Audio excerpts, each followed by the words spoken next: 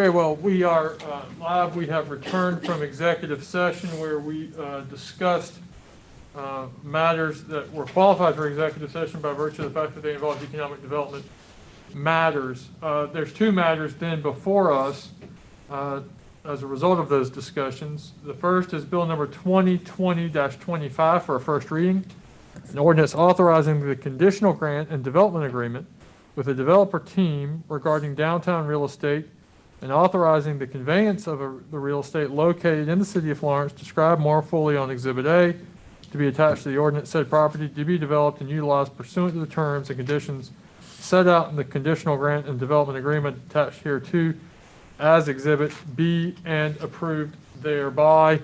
Is there a motion? So moved. Motion by the Pro Tem, a second by Councilman Irvin. Of course, you all understand and this is a critically important project and an enormously important step in the development of health sciences downtown. Property that we're describing, of course, is the so-called Circle Park property, or the old McKenzie School. That property having been purchased by the city, this conditional grant envisions us conveying that property to the Francis Marion University Foundation for the development of a new medical and health science education program by Francis Marion.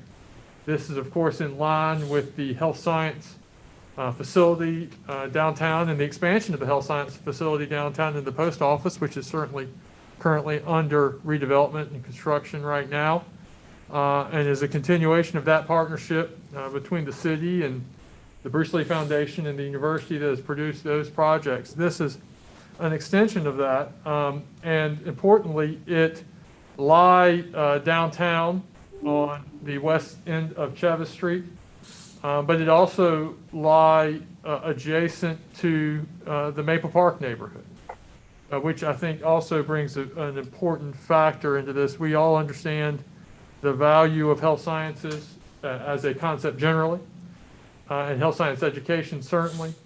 We understand the value that has provided downtown, but this also provides benefit to neighborhood redevelopment as well. Councilwoman Irvin, I know, has been involved as the chair of the Neighborhood Redevelopment Committee in those discussions with the university, with her eye to the benefit to the Maple Park neighborhood that we all understand is in transition.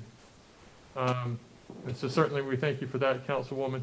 Is there any discussion then, having received a motion and a second on this issue?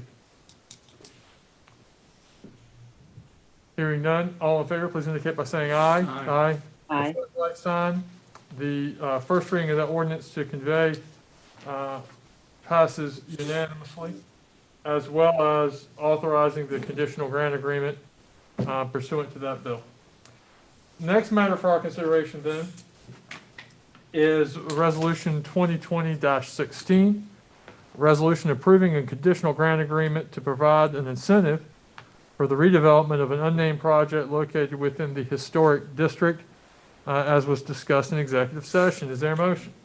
So moved. There's a motion by the Pro Tem. Is there a second? Second. Okay, I hear a second from Councilwoman Williams-Blight as we continue to struggle with Zoom.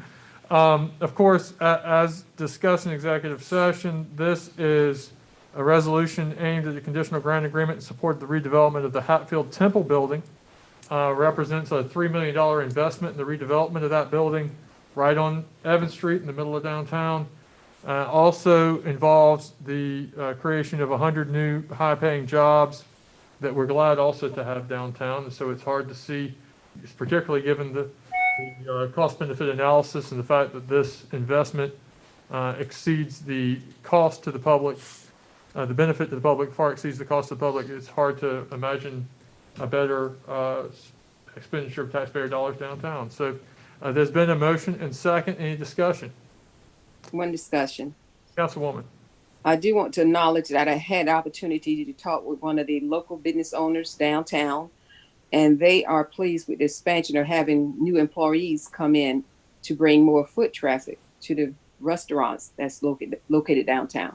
So the information I'm receiving are the verbal encouragement of having this expansion take place downtown, especially for the small businesses located there.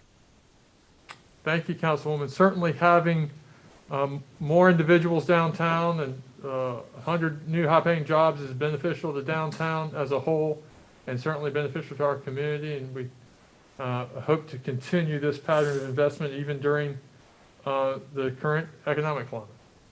Thank you for that, Councilwoman. Further discussion? Very well. Hearing none. All in favor, please indicate by saying aye. Aye. Opposed, the like sign. Measure passes unanimously. And Mr. City Manager, unless I have missed something, I believe that concludes the matters on the agenda. That does. Very well. If there's nothing further, then do we have a motion to adjourn? Second. Without objection, we stand adjourned.